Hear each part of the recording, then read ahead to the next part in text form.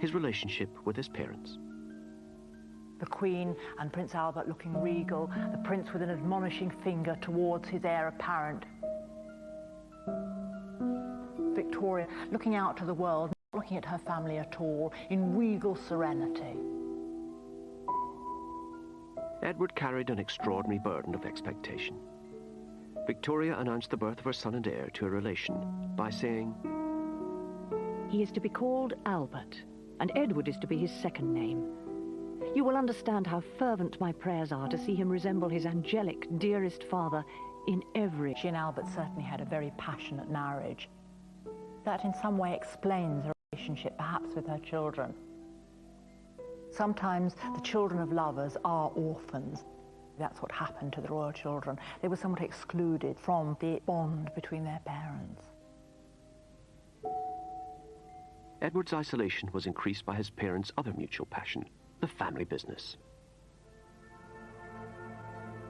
These twin desks pushed close together like that symbolise absolutely the royal firm, the king and queen as a partnership, as a ruling partnership. Victoria's desk with her pictures on it, with all her writing implements, the knobs to call the servants. Albert's desk with his blotter, his inkstand. And they pushed their desks together and would work side by side on papers of state, on royal dispatches. For Victoria, hard work offered protection from her dark side, which she feared she had inherited from her wicked uncles. That's what she called her predecessors, the Hanoverians. Victoria believed her uncle's excesses had almost ruined the monarchy's prestige. With Albert's help, she set out to repair that damage. Central to the plan was Albert Edward, known as Bertie. From the age of 7, he was subjected to a grueling academic program designed to suppress Hanoverian-style self-indulgence. The study regime that Albert prepared for his son began at about 6 hours a day of tutorial study. Gradually, it was extended to about 8 hours a day.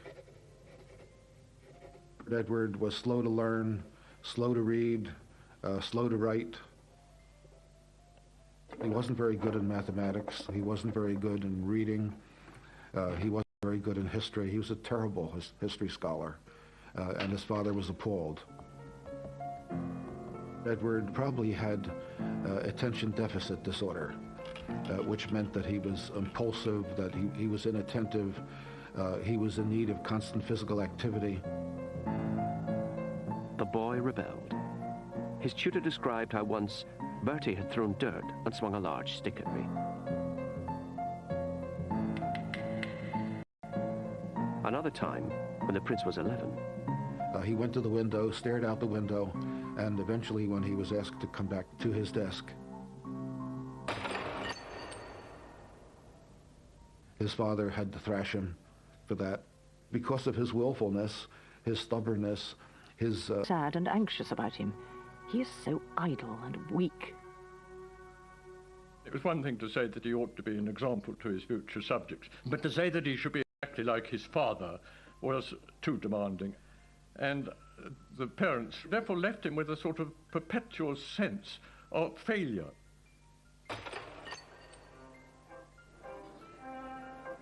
A rare break from this misery came in 1855. The 14-year-old Prince of Wales went with his parents on a state visit to the court of the Emperor and Empress of France. Now, they were exactly the kind of people that suited the temperament of the young Prince of Wales. It was unlike his own parents. They lived for pleasure, they loved clothes, they loved excitement, they loved balls, they loved dances. This simply set his pulses racing. And he was clearly gobsmacked, to use a modern phrase, by the sort of wonderful vivacity and lack of pomp and circumstance, and of course all these gorgeous women. There they all were in their ball gowns, you know, bowing to him, and to a 14-year-old boy, what more do you want? The imperial couple made a tremendous fuss of the teenager. Edward's response revealed the depths of his unhappiness. When they were about to leave, Edward told Napoleon, "You have a very nice country, "I wish you were my father." And he wanted to stay in France. And the emperor said, "Oh, you can't stay here. They need you back home."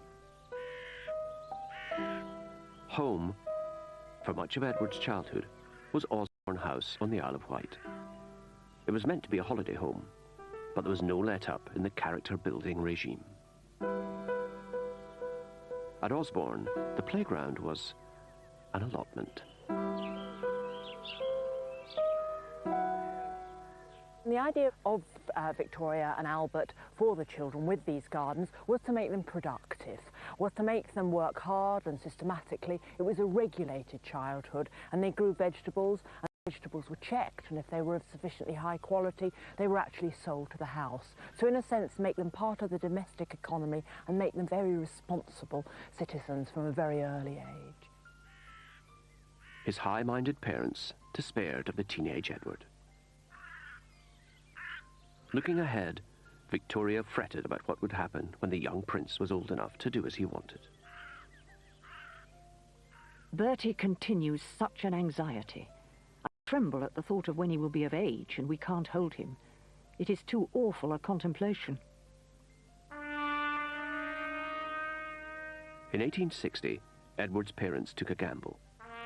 Hoping to confront him with the awesome...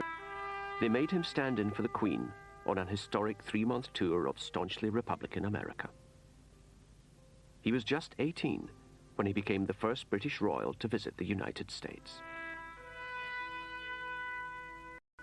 He was a very important person, literally a VIP, as we would use the term now. At almost every stop, there was a ball in his honor. He even went to the White House and was greeted by President Buchanan, and he learned how to handle this with grace. Edward lapped up the applause, on one occasion exclaiming in delight, "This for me, all for me." Nourished by the warm reception, a new Edward blossomed. His geniality shone through, and people talked about him constantly as the genial prince. The trip was a tremendous success. It was a success for British foreign policy. It was a triumph. Edward had learned that for a royal, smiling and being charming were just as useful as desk work, the last thing his parents wanted him to discover. Letters were written home by the minister who was with him and that sort of thing, saying what a splendid success he'd been. And Prince Albert simply refused to believe it. And he wrote him a rather disagreeable letter, saying that he mustn't allow his success to go to his head. The American tour was a great success. I mean, he was an absolute celebrity. All his best side was shown. I mean, his sociability, his diplomacy, all that came out. He really made a great success of it. He was a very young man when he went. But his parents didn't appreciate that. They didn't congratulate him on it. And it was another example, I think, of them wanting him to be something else, something that he never was and never would be.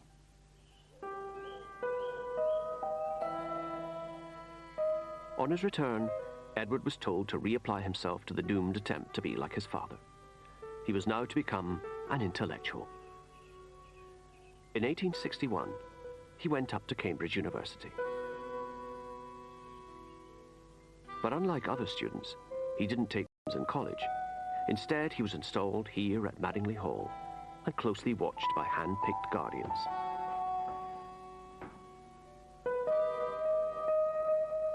When we realized that Madingley Hall is 4 miles from the campus of the university, we understand something of why he was here. The royal family did not want him with undergraduates. They didn't want him too close to the decadent gentlemen who were students at Cambridge. But Edward invited some fellow students to Madingley. Among them was Nathaniel Rothschild, who wrote, I have received an invitation to dine at the lodge on the 28th to meet the Prince of Wales. The Prince is kept very strict and cannot even ask anyone to Madingley. He is very fond of riddles and strong cigars. If he followed the bent of his own inclination, it strikes me he would take to gambling and certainly keep away from the law lectures he is obliged to go to now. Rothschild was perceptive. When the Prince found ways of giving his miners the slip, the real Edward emerged. The temper tantrums of his younger days were over. he was learning how to enjoy himself. With his friends, he spent most of his time at play. They went out hunting, they went to the races, they played cards late into the night. He was at his heart's desire when he was with students who filled the rooms with cigar smoke. At university, Edward learned little that his parents approved of, but he did develop a gargantuan appetite for sensual pleasure. He needed as much as he could get in of gratification, you know, whether it was food or smoking these huge cigars or the excitement that was generated by gambling. Whatever it was, it had to be now, it had to be fulfilling, and it had to make up for the empty space that was left behind from the sort of childhood that was not really a childhood at all. Cambridge would provide the backdrop to the greatest crisis of the prince's life, all because of a practical joke by some of Edward's raucous new friends. They contrived to get a young lady of what I think is called easy virtue, called Nellie Clifton, to get into his bedroom one night and to stay the night with him. He was delighted by Nellie Clifton, and apparently everybody knew that Nellie was now a mistress of his. Albert found out and was appalled. I write to you with a heavy heart on a subject which has caused me the deepest pain. I having to address my son as one who has sunk into vice and debauchery. Victoria, don't forget, and of course her husband Albert too, were very anxious about her mad, dissolute uncles. Anything that suggested a sort of throwback to their dissolute ways appalled them. Edward, after all, was the heir to the throne, and he had to live a life which was exemplary, as a sort of a monarch to be respected, not a monarch of license and carnival. Both parents overreacted, deeply concerned, and decided that he must pay a visit to the Prince of Wales at Cambridge. Albert was in no condition to make this journey. Albert at this point was a sick man. He was very likely dying of cancer. We know from the symptoms that he expressed in his diaries and in his letters that he knew that he had something inoperable and that he didn't have long to live. Not wishing to be overheard, Albert took Edward on a long walk to lecture him about what he called the evil deed. The weather was poor. It was cold. It was November. Albert almost certainly caught pneumonia. He took to his bed as soon as he got back to Windsor, and in 2 weeks he was dead.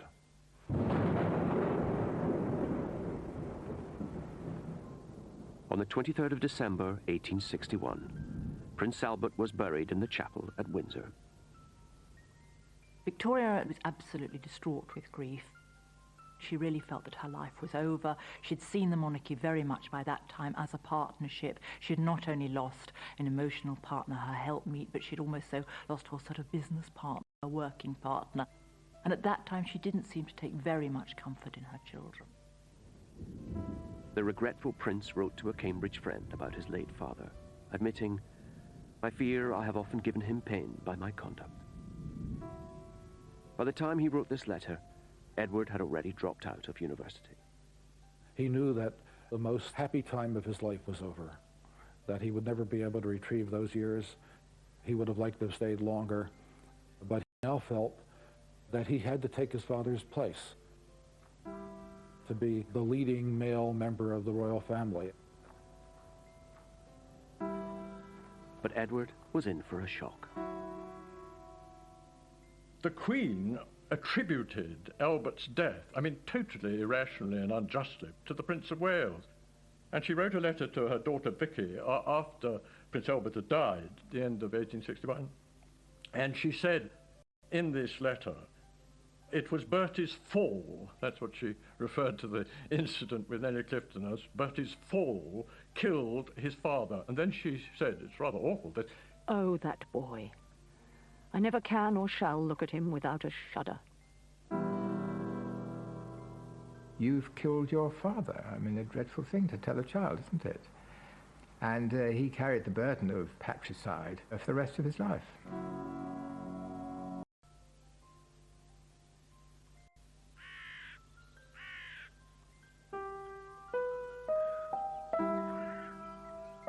Queen Victoria mourned her dead husband, Prince Albert, with the same single-minded passion that she had loved him. Here at Osborne, there's a painting of Albert, painted in fact in the year of his death, 1861.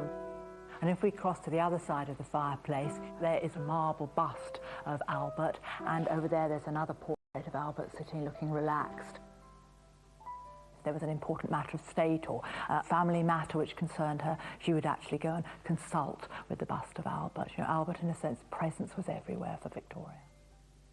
He may have been dead, but Victoria continued Albert's improvement scheme for their son and heir. My firm resolve, my irrevocable decision, is that his wishes, his plans about everything are to be my law. I apply this particularly as regards our children, Bertie, etc., for whose future he had traced everything so carefully. Albert had believed that marriage offered the only hope of salvation for his wayward son. So Victoria now searched for a bride and a future queen. The Act of Succession made it necessary that he have a Protestant bride, and the bride had to be within certain age range, and she also had to be attractive. Pictures were solicited from various courts. Edward's elder sister Vicky had recently married Prince Frederick of Prussia, so she was well placed to trawl the Protestant courts of Northern Europe for a suitable bride. She sent her mother photos and descriptions of the leading candidates. I do not think the Princess of Hesse very pretty. She had not a fine figure, and her teeth are nearly spoiled. Princess of Wied is so odd. She talks so much and laughs so loud. Eventually, a winner was found. I never set eyes on a sweeter creature than Princess Alex. She is very healthy. This was Alexandra of Denmark. Alexandra was very young. She was 17 at most when they first targeted her, possibly even 16. She was one of the most beautiful girls in Europe, and they thought that that would perhaps be sufficient to make her attractive to the Prince of Wales. And so they decided that they must get on with it, and that she was the wife for him. Edward was dispatched to the continent. Left alone with his mail-order bride, he did his duty and proposed. It's difficult to say quite how passionately he fell in love with her at the time, but I think perhaps fell more in love with him than he with her. She once said that even if he'd been a cowboy, she would have wanted to marry him. Edward married Alexandra on the 23rd of April, 1863. He was 21. But the blessing of the young couple felt less like a wedding, more like a funeral, all thanks to Victoria. In this wonderful photograph, instead of looking with pride at her son and his new bride and smiling benevolently, she's actually turned away and looking at a bust of her late husband. It was a very dismal business, and she made it even more dismal by taking the bride and groom before the marriage to the mausoleum where Albert was buried.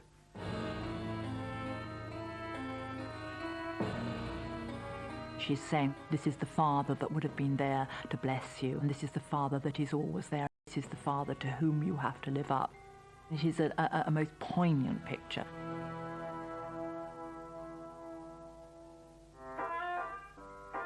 Marriage did have advantages for Edward, notably a home of his own.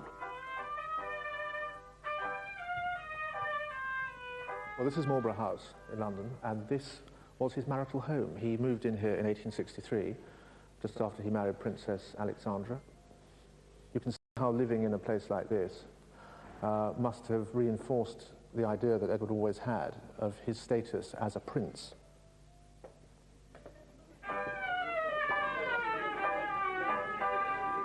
Independence liberated Edward's natural instincts, which his parents had tried so hard to suppress. He and Alexandra held parties every night, and few would refuse an invitation from the Prince of Wales. Soon, Edward and his smart friends were known as the Marlborough House set.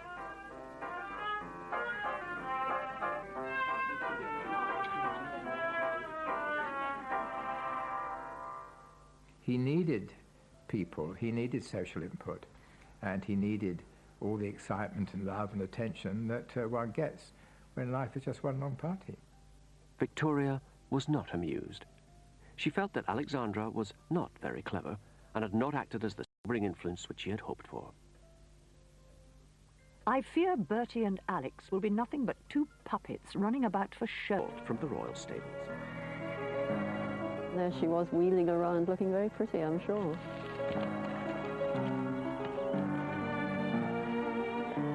Sir Charles wasn't expected back for days.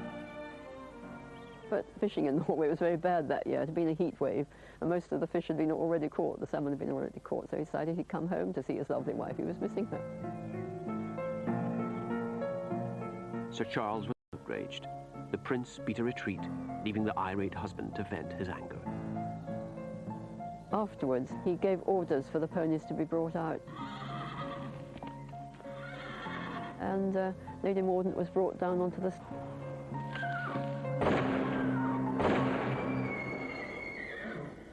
And then the following year, Lady Mordaunt gave birth to a baby here at Walton Hall. Then she became very agitated, and Sir Charles kept asking her what was the matter, what's wrong. And eventually she told him very foolishly. She said that she thought that the child was not his, and that one of several men could have been the father. And among those she mentioned was the Prince of Wales himself. Sir Charles Mordaunt wanted a divorce. Edward now faced public disgrace as an adulterer. The only ray of hope was that Harriet appeared to be going mad. This made her confession of adultery suspect, and under Victorian law, an insane person could not be divorced. But Sir Charles was stubborn. He intended to prove in court his wife was sane. The trial would hinge on Harriet's confession of adultery. Edward took the stand, the first heir to appear in a court of law for almost 500 years.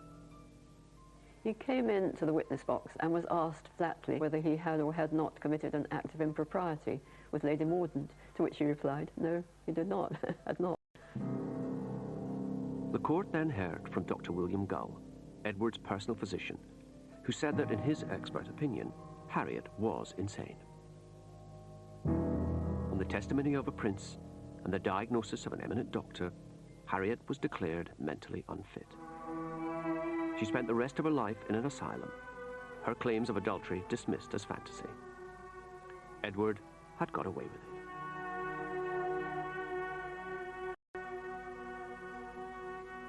He has the opportunity, because of his very specially elevated status, to be above the normal sins that ordinary people get stuck with.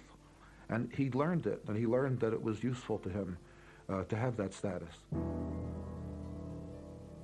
By the time he turned 30, Edward's relationship with Princess Alexandra was a marriage in name only.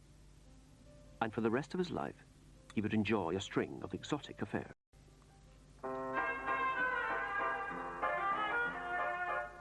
There was Lily Langtry, a model turned actress. Cora Pearl, a famous courtesan. Lady Daisy Brooke, whom he called my darling Daisy wife.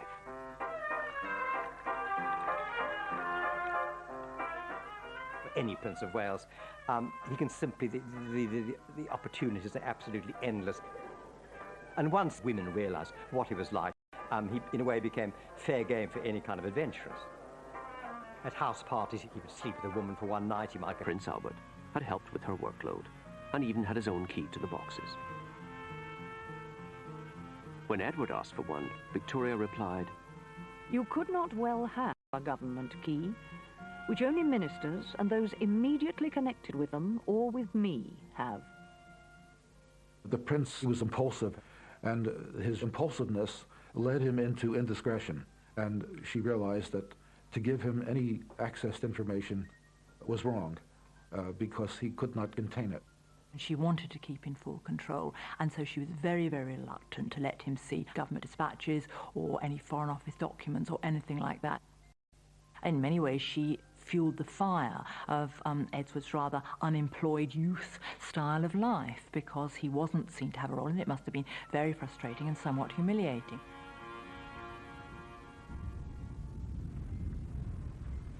Dismissed as worthless and irresponsible, Edward sought distraction in the social whirl. And as Prince of Wales, there were plenty of people willing to amuse him.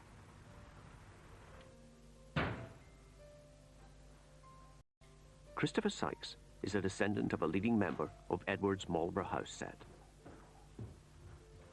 It's rather lucky that great-great-uncle Christopher left us this fantastic legacy in the form of these wonderful photograph albums, which really chart his social life. There is Christopher Sykes. Oh, he's enormously tall. That's the Prince of Wales looking very young with a jaunty bowler hat. I mean, the Prince Edward was a pleasure seeker. His social life was sort of endless round. At Goodwood House here, this would have been for the races. This is a shooting party at Eastwell, Wadston, the Rothschilds' house. Lord Londonderry's house, famous for its enormous shoot. Prince Edward would like to shoot thousands of birds. Christopher became known for being one of the great hosts. You know, knew exactly how to please the prince. You know, each party would be more and more lavish. As well as exploiting their hospitality, Edward found that he could vent his frustrations on his hangers-on. At some dinner party at Marlborough House, the prince poured a glass of brandy over Christopher, and Christopher just sat there with the brandy trickling down his face, and then sort of very slowly turned to the prince and just bowed his head and said, "As your Royal Highness pleases." Now that caused absolute sort of uproar amongst all the other guests. I thought it was the funniest thing they'd ever heard. And from that moment onwards, there was sort of no holds barred as far as teasing Christopher was concerned. You know, they used to sort of put him under the dining room table and spear him with billiard cues. And they put live animals in his bed.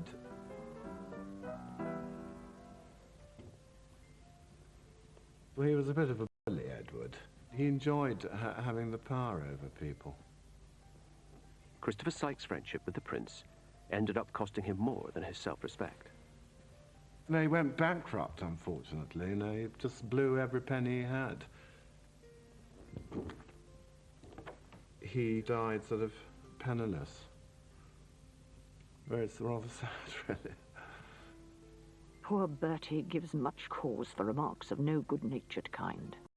He is more and more careless. No one looks up to him.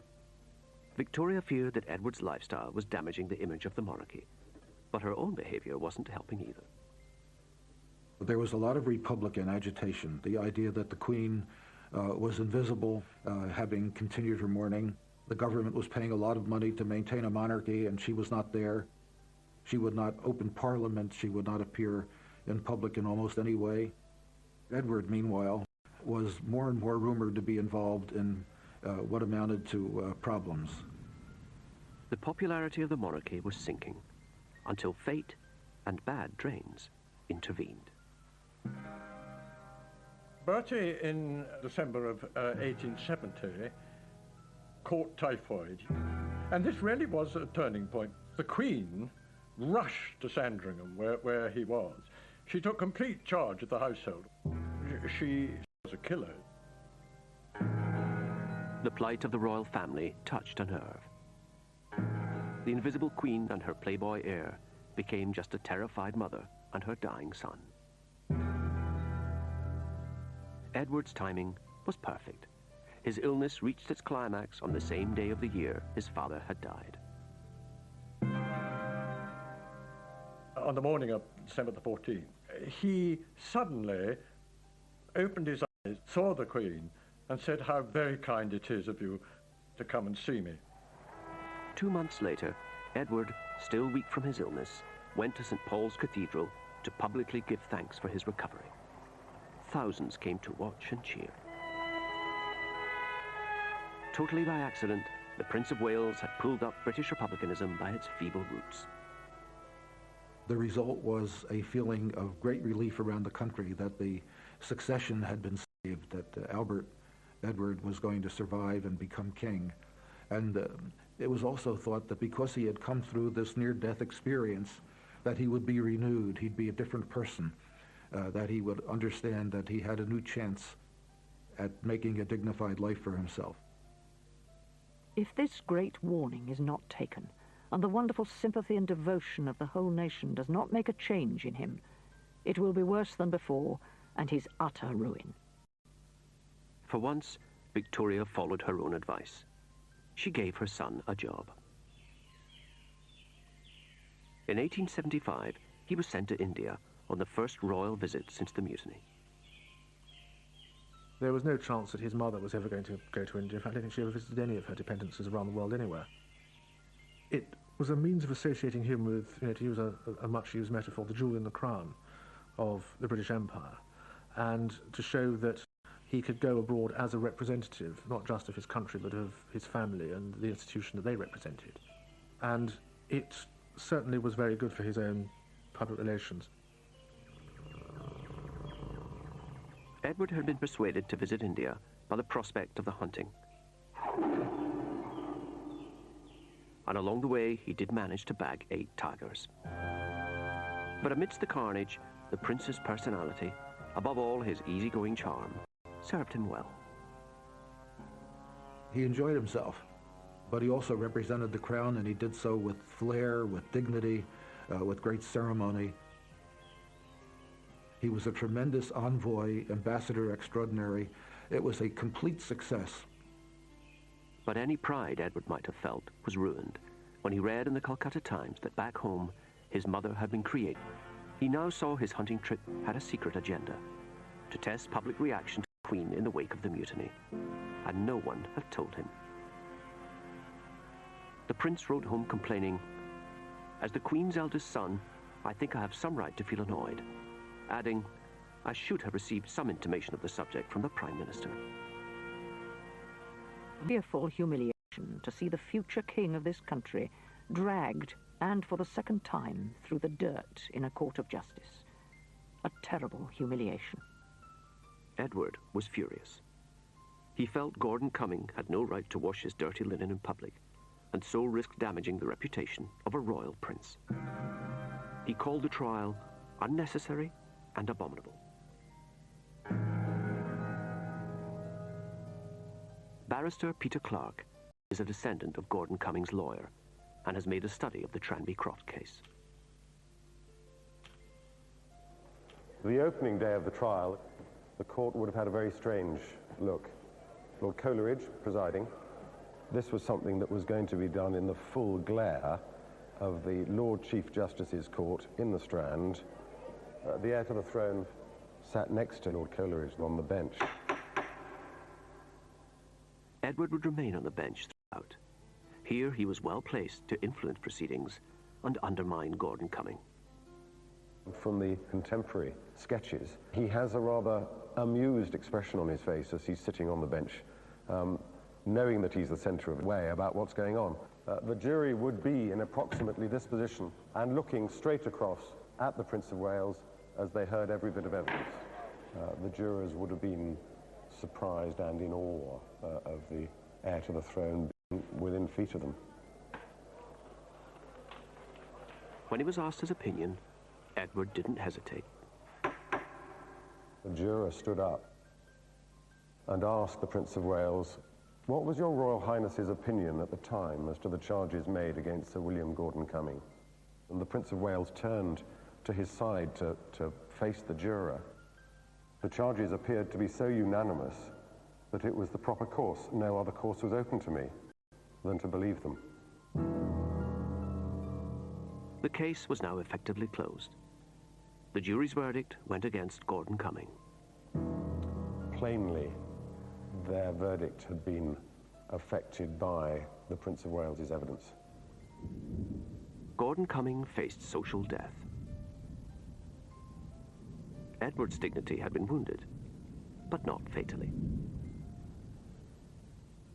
The whole Tranby scandal affected him tremendously because, again, here he was in court and to the world revealed the fact that there he was gambling for money. It seemed to underline what his mother had all along been saying, that he was feckless, that he lived for pleasure, that he was indiscreet. And it was sobering, and coming late in life when people thought he should have been too old to be leading that kind of life anymore, it did have a certain effect on him, definitely.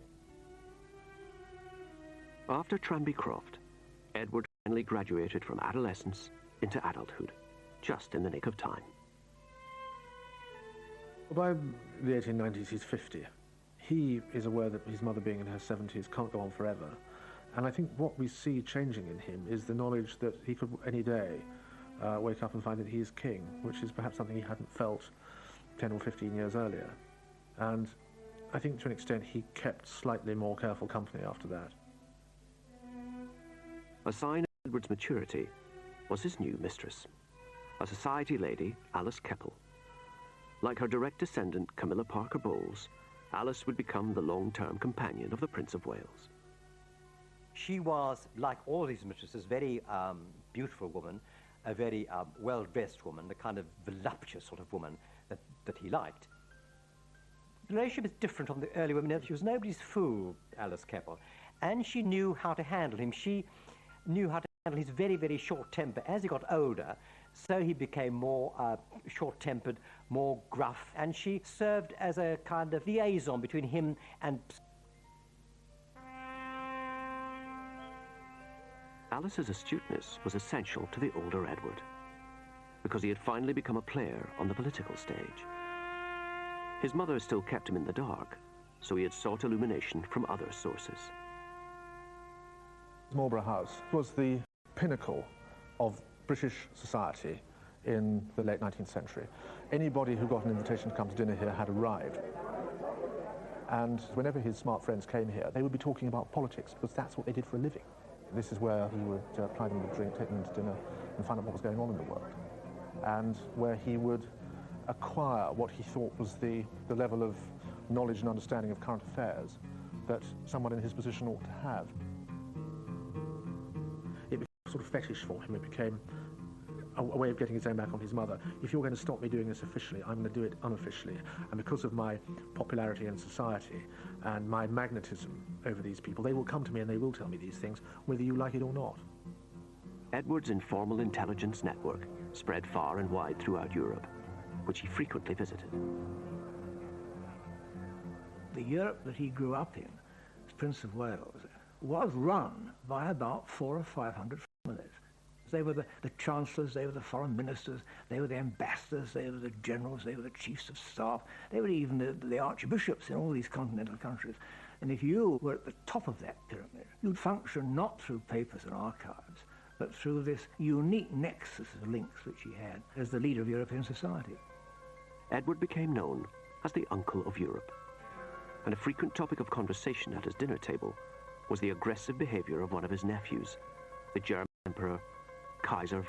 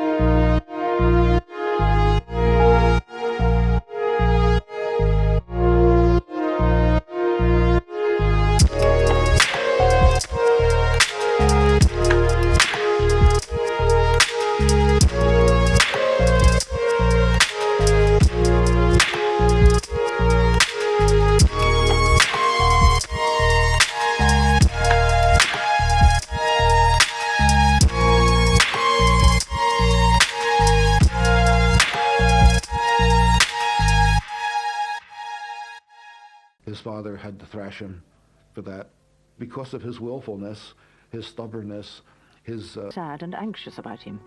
He is so idle and weak. It was one thing to say that he ought to be an example to his future subjects, but to say that he should be exactly like his father was too demanding. And the parents therefore left him with a sort of perpetual sense of failure.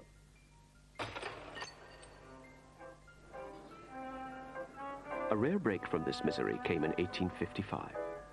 The 14-year-old Prince of Wales went with his parents on a state visit to the court of the Emperor and Empress of France. Now, they were exactly the kind of people that suited the temperament of the young Prince of Wales. Was unlike his own parents. They lived for pleasure, they loved clothes, they loved excitement, they loved balls, they loved dances. This simply set his pulses racing. And he was clearly gobsmacked that he was a